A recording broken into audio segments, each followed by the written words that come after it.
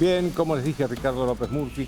Ricardo, la primera pregunta que le quiero hacer tiene que ver con estos que hoy hubo una repercusión, con los aumentos primero del Parlamento, marcha atrás, después al gabinete y al presidente, marcha atrás. Hoy lo echaron al secretario de Trabajo, que tenía las funciones de ministro de Trabajo, Omar Yassin.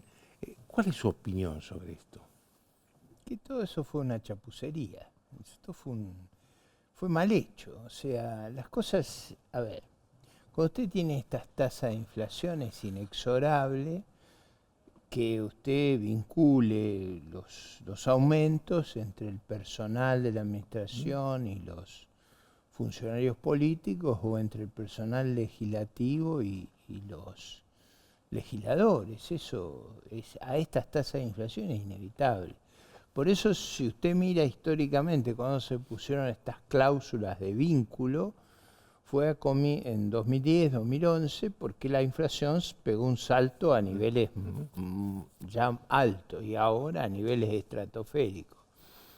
Yo creo que eso hay que mirarlo en la totalidad del Estado. Usted tiene que tener una regla para la totalidad del Estado. No puede partir de la base que los que tienen que quedar rezagados son los funcionarios, los ministros, secretarios, subsecretarios o los legisladores, y dejar el resto. Usted tiene que buscar una regla razonable. La que usan los uruguayos, la que usan los chilenos, los brasileños, elija la que a usted le guste. Porque a mí lo que me preocupa es que si los legisladores y los funcionarios no tienen aumento de sueldo con la inflación que hay, entonces esos van a ser lugares donde van a ser ocupados por corruptos o por ricos, nada más. Bueno, en general lo que ocurriría en eso es que gente de muchas posibilidades económicas pueda prescindir de él. Las dietas se inventaron para que después de la Revolución Francesa pudiera participar no solo los nobles en los cuerpos legislativos. Hablando de un tema también de hoy, es que el tema de Rosario, se habló mucho de la participación de las Fuerzas Armadas ahí en Rosario. Usted fue ministro de Defensa.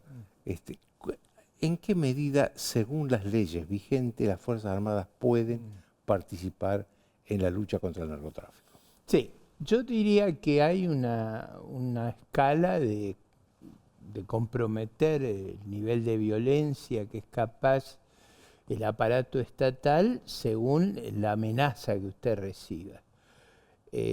Las fuerzas de seguridad han sido entrenadas para enfrentar el delito, detener y llevar a la justicia. Las Fuerzas Armadas están entrenadas para quebrar la voluntad de lucha del adversario. Y matar. Bueno, lógicamente, o sea, las expresiones son aniquilar, o sea, no son expresiones ligeras. Perón usaba una más dura todavía, pero digo, voy a usar esa.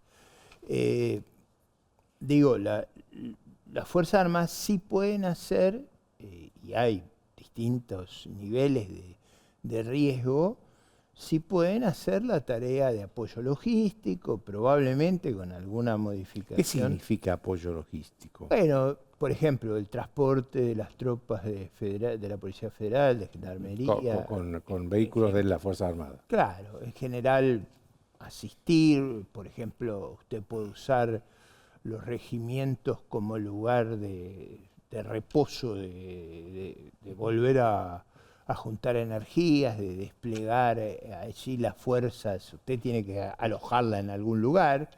Es decir, usted puede usar distintos mecanismos. Yo creo que en estas cuestiones las comunicaciones y la cibernética han pasado a ser... Usted vio que las guerras hoy son muy importantes si usted puede anular la capacidad de transmisión de datos del adversario. Bueno, yo creo que algo allí se podría, con algunos cambios legales, porque usted no se olvide que si usted despliega las fuerzas van a replicar. ¿A quién se hace responsable de las acciones que tomaron en función de la agresión que recibieron? En nuestro marco legal hay que tener mucho cuidado. Dígame, Ricardo, ¿cómo anda su relación con el presidente Javier Milei? Bueno, a ver, yo he tratado todo este tiempo de ser lo más constructivo posible. ¿Qué quiere decir ser constructivo? Este tiempo usted se refiere a los últimos 3 meses. Sí. ¿Qué quiere decir ser constructivo? Trabajé lo más que pude para que la ley pudiera prosperar. La ley ómnibus. Para que más en el pleno del Congreso hice una defensa de la inmensa crisis que se había recibido y la necesidad de tomar medidas, y por supuesto acompañé con un voto positivo, eso creo que Sí, es muy, muy claro. Ahora, es cierto que el presidente me ha hecho blanco de agresiones que yo no contesto. O sea, no contesto en términos de insultos, de grosería. Yo creo que hay una ética en la República y hay una estética. Yo creo que las groserías no están bien, los agravios desde el... ¿Pero por qué se la tomó con usted? Bueno, supongo que a lo largo de los últimos años hemos competido en la vida política. Yo apoyé a la doctora Burrich cuando él era candidato a presidente. Enfrenté a Rodríguez Larreta, pero en las listas Juntos por el Cambio. Yo creía, y lo hice con la mejor buena opinión, que la alternativa iba a ser Juntos por el Cambio. Hace un año usted me preguntaba quién iba a ser la alternativa al régimen kirchnerista. Yo estaba convencido que la fuerza que tenía la representación territorial, los equipos, el armado, la densidad política para llevar adelante este esfuerzo era Juntos por el Cambio. Y yo creía que cualquier fuerza nueva iba a tener una limitación de cuadros muy significativa. Y lo dije además. No, pero uno de los problemas es que lo dije. Es decir, usted sabe que yo no me callo y no me intimido. Entonces eso hace que a veces se reiteren los conflictos. ¿Y hay esa falta de funcionarios que usted anticipó? ¿Lo está viendo? Yo creo que es muy notorio eso. O sea, si usted mira la cobertura de los cargos públicos, es muy clara que no se ha podido hacer. Todavía quedan muchos funcionarios de la Cámpora y del kirchnerismo a cargo de las delegaciones. Pero además no dije nada del otro mundo. Dije una fuerza nueva, que no tiene intendente, que no tiene gobernadores, que tiene una bancada muy chica, tiene que tener dificultades. Era una cuestión de sentido común. Por supuesto que ese era un argumento potente en favor del voto hacia nosotros y parece que le disgustó al señor presidente. ¿Qué es lo que ha hecho Milei que usted no hubiera hecho o qué es lo que le falta hacer? Bueno, primero yo hubiera construido un diálogo importante con los gobernadores y con el Congreso. Acá hay división de poderes y usted necesita los votos en el Congreso. Lo dijo bien el jefe de gobierno de la ciudad. No hay derrotas valiosas para ver cómo vota la gente. Acá había que sacar la ley. Si usted saca la ley, usted tiene los instrumentos. Usted necesita construir esa mayoría. Esa mayoría estaba disponible en el Congreso. La ley en general se ganó 144 a 109. Estaban los votos. Entonces yo creo que eso yo no hubiera transitado ese camino.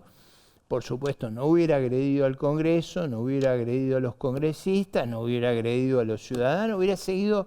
Tenemos otra visión de cómo se construye el poder y además yo no tengo esa visión anarcocapitalista, yo soy un liberal clásico. ¿Qué quiere decir esto? ¿Cuál es la diferencia? En términos de Alberdi. ¿Cuál es la diferencia? Bueno, yo no creo que el Estado es una máquina criminal. Yo creo que el Estado tiene que ser limitado, no tiene que ser una sobrecarga sobre el sector privado, debe dejar que la sociedad civil se exprese, pero yo creo que no hay un ente sustituto del Estado para proveer la defensa, para asegurar la convivencia y la ausencia de violencia, para asegurar el monopolio de la fuerza y para tener un sistema de justicia independiente.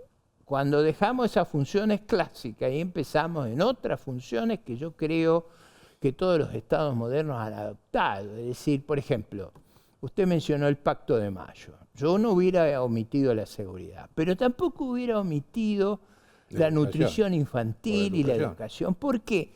Porque mi idea las ideas de la libertad implican maximizar las posibilidades. darle a todos la mayor posibilidad de crecer. Yo diría casi hasta llegar a la mayor igualdad de oportunidades. No estoy diciendo nada que no hubieran dicho Juan Bautista Alberdi, Leandro Nealén, que son los dos figuras dominantes del liberalismo en el siglo XIX. No estoy diciendo muy distinto a lo que hubiera dicho Milton Friedman, Friedrich von Hayek, o sea, no nos engañemos.